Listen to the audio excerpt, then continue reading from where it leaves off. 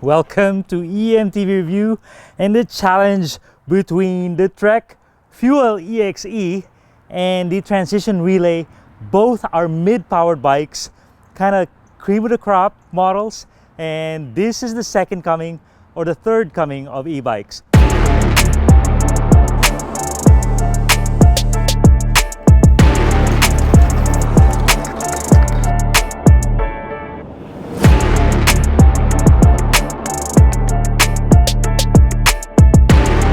First came the full power and then the low power ones, and now this is mid power.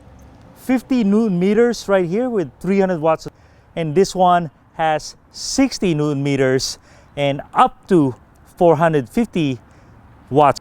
360 watt hours of battery, 430 watt hours of battery. This one is 12,500, the Transition Relay, and it weighs in at 42 pounds. And this one right here, another carbon version, is about 39.5 pounds for the full spec model. So really fascinating. Both of them are 29ers at heart. You can have them in mullet, but the chainstay is not going to get any shorter. For the mullet versions, you're just fitting a smaller wheel in this thing. Both sold at many price points, up to 6,500. This one you could buy as a mullet in a P&W version. And I think the huge difference between the two is the travel. 160, 160, 140.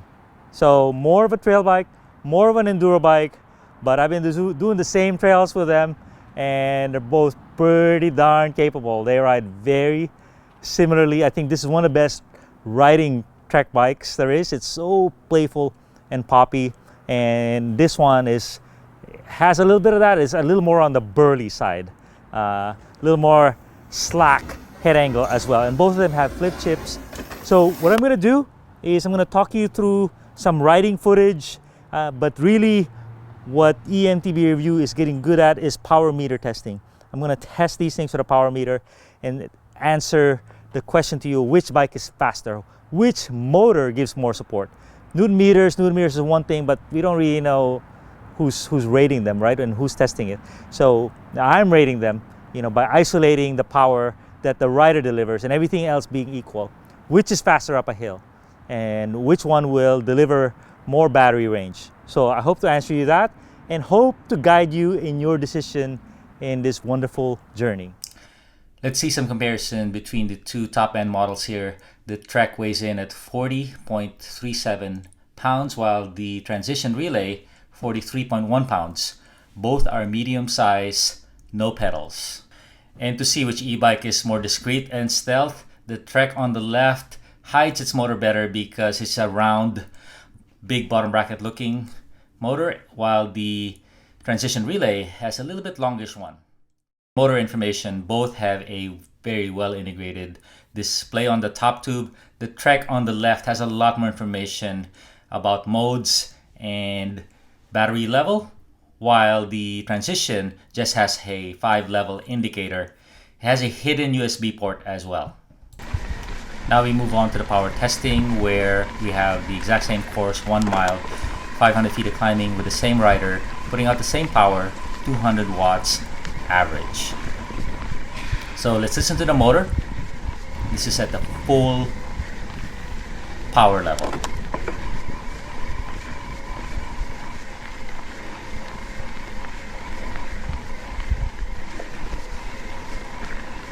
So the Trek battery is 360 watt hour and it has an available 160 watt hour extender.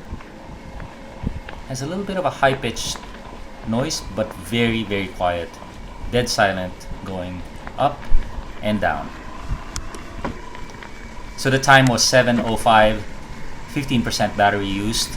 We did this test 3 times and it was consistently in that area. And now we move on to the Transition Relay with the Fazua motor. Let's listen to the sound.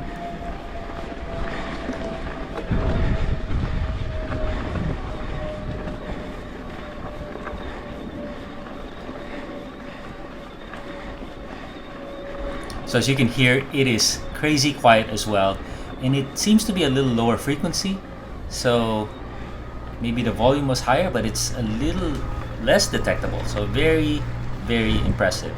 Quiet as well with no rattles. The time was 6:54, 10 seconds faster than the Trek. So it is a stronger motor, but not by much. You can multiply that depending on how long your climb is. Now let's get to the riding impressions. We tried both bikes as 29er, that's really its native configuration. Both are mullet capable, and we got to try the transition with a mullet configuration as well. So the transition is very, very capable. Very slack geometry, 64-degree head angle. Seat angle is very steep, and right here, this is super steep. Had no problem whatsoever. It really counters the head angle. Descending, it's very capable. Lots of travel, slack head angle. You just have to really move your weight around just to make sure you are weighting your front tire. We took it to much gnarlier terrain than what's in this video. And a little bit of butt buzz, but jumping, it goes deep in its travel. Very capable. And now we jump into the Trek with its latest RockShox suspension. And this is one of the best Trek e-bikes that I've tried handling-wise, because it's very supple but very playful, nice and supportive. Doesn't blow through travel. You can even upgrade the fork easily to a little higher travel. And it jumps higher than most bikes. When you don't have extreme terrain, this is just an amazing bike. You could do a lot more, just climb a lot more, and handles really well. Very easy to ride, this bike. So I'm very impressed with it. Very quiet as well. And on the climbs, the 50 Newton meters really does work well.